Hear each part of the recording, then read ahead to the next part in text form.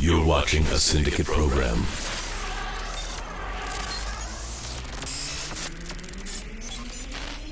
A new controversy breaks out in the Hot Toys community online over a recent Star Wars figure reveal, and Jazwares' Micro Galaxy Squadron line helps to celebrate May the 4th. This and more this week on the After Action Figure Report.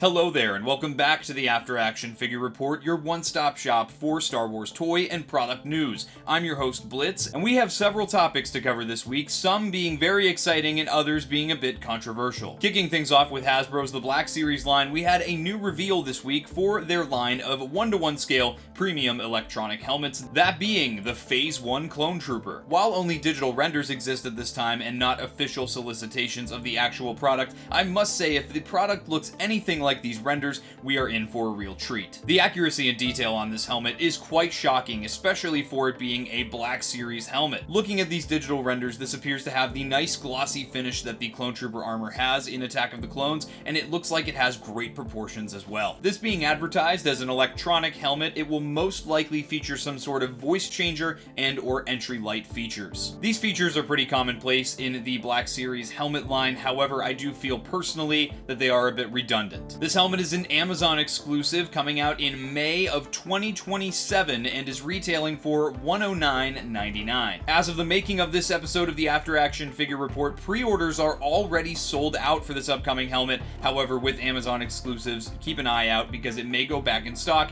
anytime between now and next year. Jumping from 1-to-1 scale to the 1/6 scale, we are now going to dive into even more Hot Toys reveals. As if the last few weeks haven't been enough of an orbital bombardment to Hot Toys collectors' wallets, they decided to reveal 4 more figures in the last week. The first 3 of the figures we're going to be discussing are limited edition figures, meaning that they are limited to about 2,500 pieces each worldwide. The first of the 3 is going to be an artisan edition of Qui-Gon Jinn, as he appeared in Episode 1, The Phantom Menace. For those who are unfamiliar, an artisan edition figure is usually a much more limited release than that of a widespread release, and the main attractor for an artisan edition figure is that it has rooted hair. For characters like Qui-Gon Jinn who have a long hairstyle, this is something that can really elevate the level of realism for the figure. Aside from the rooted hair, Qui-Gon also comes with a slew of accessories to include 3 different hologram pieces that he can hold in his hand on a communicator, as well as his poncho that we see him wear on Tatooine, and his Jedi cloak. This version of Qui-Gon Jinn is retailing for 405 credits and is currently available on most online retailers that carry Hot Toys. This being a limited release though, you may notice he has already gone out of stock on places like Sideshow.com. Keeping theme with artisan edition releases, Hot Toys also made a release of a concept art Anakin Skywalker for Episode 3 Revenge of the Sith. Now you may be unfamiliar with this particular design for Anakin Skywalker, and that is because it is a very niche design, that being from a very vague concept art drawing of Anakin from the movie. Hot Toys took a lot of creative liberties with this release, including making it an artisan edition figure, again having the rooted hair. This version of Anakin has a unique costume that is actually quite different than his actual costume from Episode 3, Revenge of the Sith, and like Qui-Gon Jinn, this is going to be a limited release and is also retailing for $405. Currently, this concept art version of Anakin is sold out on Sideshow.com, but if you'd like to, you could still sign up for the waitlist. As for the third of our 4 Hot Toys reveals, we have a very unexpected one, and this is the one that caused quite a bit of controversy in the online space. That being Ahsoka Tano, as she appeared in her on-screen debut in the Clone Wars movie in 2008 and the subsequent first 2.5 seasons of the Clone Wars show. This costume for Ahsoka has never been seen in live action, so what Hot Toys did is what they typically do, using the live action casting for that character as the likeness for the figure. We can see the likeness for the actress Ariana Greenblatt, who played Ahsoka in some flashbacks from the Ahsoka series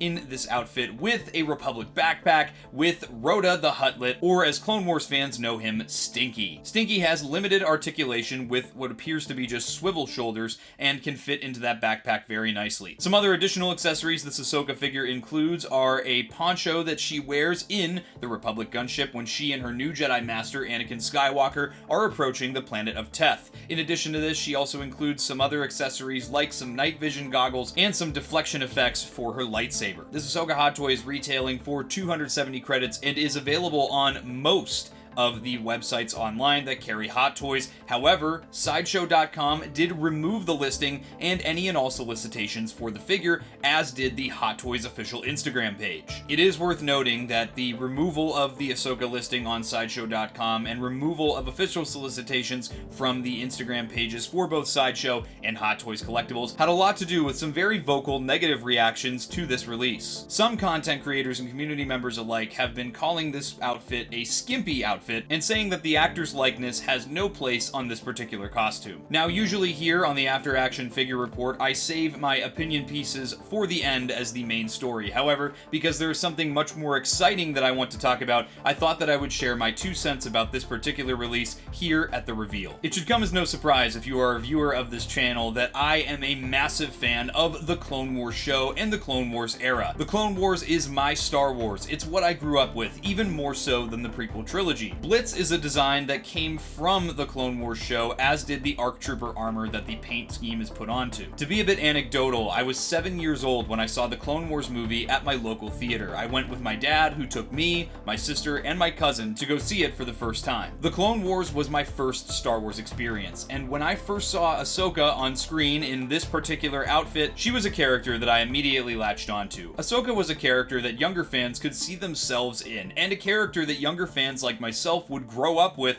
throughout the duration of the show, and later on in life throughout other shows and series like Rebels, Ahsoka, and The Mandalorian. Beside me here, you can see I have a sealed copy of an Ahsoka Tano action figure that I owned when I was a kid. This particular version is in the 2010 to 2011 animated Clone Wars packaging. However, the one that I owned was in the original packaging style from 2008. You can see that this figure includes much of the same that we see the Hot Toys include, with both Stinky and the Republic backpack. When I saw the reveal for this new Ahsoka Hot Toys figure, I was very excited, mainly because I now had an accurate looking Ahsoka to pose up with my Clone Wars movie style Anakin and Obi-Wan figures, which I've owned for almost a year. A commonality in many of the negative responses that I saw to this reveal had to do with the costume choice. Some collectors and fans seem to think that this costume was retconned, when in fact this does not meet the definition of a retcon. Costumes in Star Wars get updated and changed all the time with all different types of characters, and I don't think that it's far-fetched as a kid who grew up with the Clone Wars to want a representation of Ahsoka in her debut appearance, as well as her appearance for almost half of the Clone Wars series. I must say, I found it very disheartening and even disgusting to see how some collectors online are calling other collectors names and making accusations against their intentions for wanting this figure in their collections. Ahsoka Tano was and is a character that I latched onto from a very early age. I owned multiple action figures of this look for Ahsoka, and I never once had any thoughts about the costume that adult collectors seem to be having now. I know that I don't just speak for myself, and I speak for many other fans that grew up with the Clone Wars who were also excited for this figure. So before we move on to the rest of the reveals, I would urge collectors to maintain a certain level of respect, especially on public forums between each other. The kinds of behaviors and ways that I've been seeing some collectors treat other collectors in the online space will not be tolerated or accepted in the comment section of this video or anywhere in the Blitz transmission space. With that, I should mention this figure is going to become scarce very fast due to all of the controversy surrounding it and the possibility of it being pulled from production. So if you were planning to get this figure, I would jump on it sooner rather than later. And if you don't plan on getting this figure, I would highly advise you move along,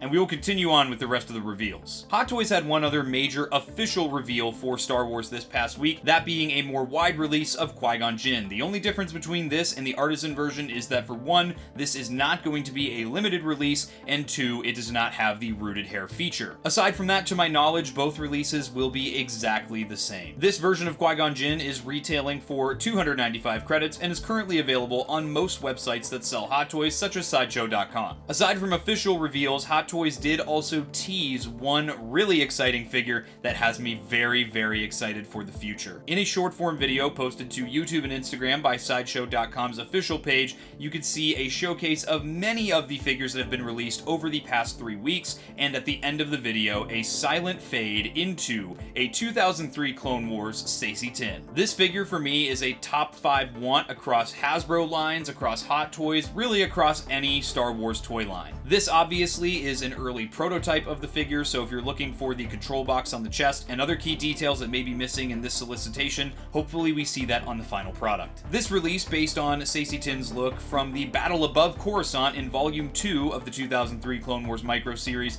has me extremely hyped, and it has me hopeful that the 2003 Clone Wars Micro Series, which is another series that I grew up with as a kid, will get some more love from Hot Toys and other toy lines throughout the coming years. More information on this release to come in the future. Moving on to Micro Galaxy Squadron, they did have some reveals this past week on May the 4th Be With You Star Wars Day. For Star Wars Day, Micro Galaxy Squadron did release some multi-packs as well as some new vehicles exclusive to some retailers. The first of these reveals, being exclusive to the Disney Store, is a 2-pack of the Razor Crest and a New Republic X-Wing from The Mandalorian and Grogu. This 2-pack is currently available for order and will be releasing in June of 2026. Both of these vehicles in this 2-pack are repaints, so if you don't already have them or you're not a completionist on the line, they probably will be an easy pass. Another reveal, which will be a Jazwares Vault exclusive, Jazwares Vault being the online retail site which is similar to Hasbro Pulse, is the N1 Starfighter that the Mandalorian pilots. Jazwares Vault exclusives tend to have much more intricate deco, including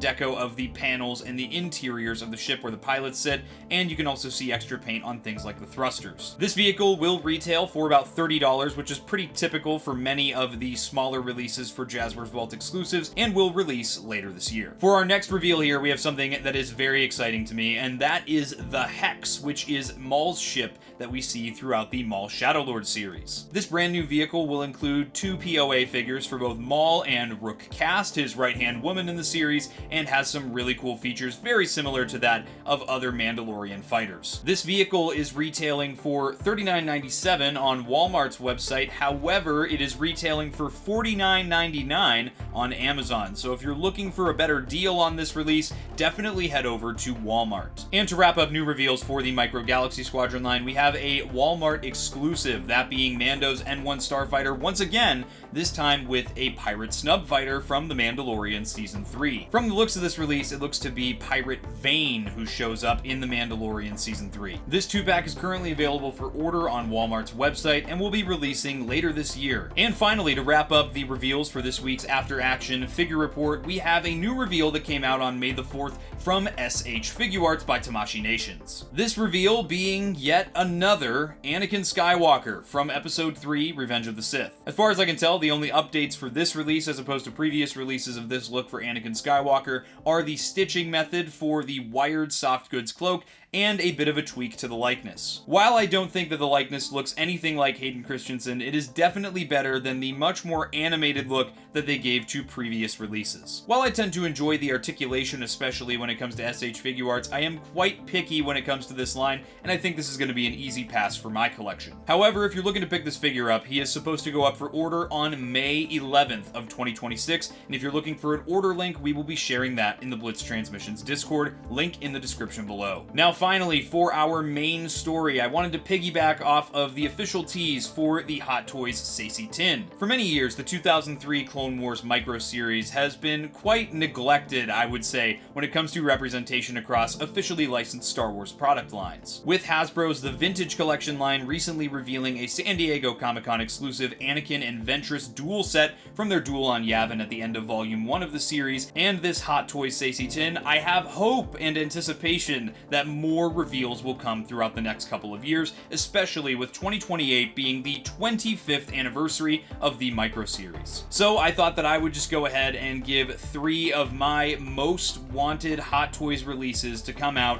for the 2003 Clone Wars series. Of course, I have to cheat and give an honorable mention because this one is more of a repaint than it is a new character, and that would be a stark white General Grievous like we see in his debut look from this series. General Grievous is so much more menacing in the Micro Series than he is in Revenge of the Sith or the Clone Wars show, and I think that this Micro Series version would look amazing on collectors' shelves. I actually would probably consider selling my current General Grievous figure, which came out last year, and have it replaced by an 03 Clone Wars repaint from Hot Toys. Moving into the number 3 spot, we have clone Captain Fordo. Captain Fordo in either his Phase 1 look from the Battle of Munilist or his Phase 2 look from the Battle of Coruscant would be a very welcome addition to the Hot Toys lineup. Hot Toys has nailed their accuracy when it comes to their Clone Trooper releases, and I would love to see their take on a Phase 1 ARC Trooper look as well as his modified blaster pistols. If Hot Toys really wanted to knock it out of the park, they could also include swappable armor pieces so that you could get both looks in one release. For my number 2 pick from the 2003 Clone Wars Micro Series, I'm going to go with the Jedi Roran Korab. This Ithorian Jedi is one that to me would be very, very special to see on collectors' shelves, as he is really just the Cantina patron Moma Nadan in Jedi robes. I would love to see Hot Toys maybe execute the screaming look for Roran with a swappable head. I feel like that would be a really cool accessory, and I think that this character's silhouette is one that would look awesome on a Hot Toys display. And then finally, for my number 1 choice, you guys should have known who this would be. If you know me, if you know the channel, then you know that Dirge is my most wanted character to be made across any Star Wars product line right now. Dirge is the Swiss Army knife of bounty hunters, even more so than characters like Boba and Jango Fett. Dirge has all kinds of weapons that he uses in the first volume of the Clone Wars Micro Series, and I think it would be really cool if Hot Toys went all out and included his massive swoop bike that he uses in the series, as well as his lance. Hot Toys could really go crazy with a Dirge release, with battle damaged looks after his arms and legs get cut by Obi-Wan Kenobi, maybe a lightsaber stab magnetically through his chest, as well as different effects like his gauntlet shields, his Morning Star, and his whistling birds. At the very least, Dirge is the rule of cool, and I think he would fit perfectly into the Hot Toys lineup. Personally, I would love to see Hot Toys use the Dark Horse Comics look for Dirge as reference, specifically where we see Dirge go toe-to-toe with Obi-Wan Kenobi on the moon of Naboo, where there is a virus affecting the Gungans. Be sure to let me know in the comments what characters from the 2003 Clone Wars Micro Series you would like to see most hit the Hot Toys lineup and join Saesee Tin in the ranks. But with that, that's going to be all we have for you this week on the After Action Figure Report. A special shout out, as always, to our sponsors, those being CARBONITES, Cube Squadron, Toy Hunter, and PlasticNews.com. Links to all of our sponsors can be found in the description below, as well as links to my fellow members of the Syndicate, the Sarlacc Digest, and Shadownose Network. Are you a fan of IPs other than Star Wars when it comes to collecting or pop culture? Make sure to check out the Shadownose Network. They have their Good Morning Toy Box show every Friday at 1 o'clock p.m. Eastern Time, their Pixels Plastic Ink show every Friday at 10 o'clock p.m. Eastern Time, and their Toy Box Chronicles series every Wednesday at 10 o'clock p.m. Eastern Time. If you're a fan of Star Wars and want to get more into the lore side of things, you could also check out the Sarlacc Digest podcast every Wednesday night at 11 o'clock p.m. Eastern Time. All of these shows can be found on YouTube. And if you want to hear more of my thoughts on week-to-week Star Wars product news, you could also check out the Sarlacc Digest Toy Chest every Monday at 8:30 p.m. Eastern Time. As for Blitz transmissions, if you're an ARC Trooper in the Patreon, you would have seen the After Action Figure Report early. If you'd like access to early content, monthly giveaways, and other awesome benefits, the link to the Patreon is in the description below. Become an ARC Trooper for just $4.99 a month. If you're a fan of the action figure reviews on YouTube, you can check out the YouTube channel membership Rancor Battalion. You get access to those early, as well as exclusive badges and priority replies in the comments section. If you're interested in Blitz Transmissions merch, interested in the Discord, or any of the social media, you can check out links that can be found in the description below. That's all this week on the After Action Figure Report. This is Blitz, signing off, and as always, may the Force be with you.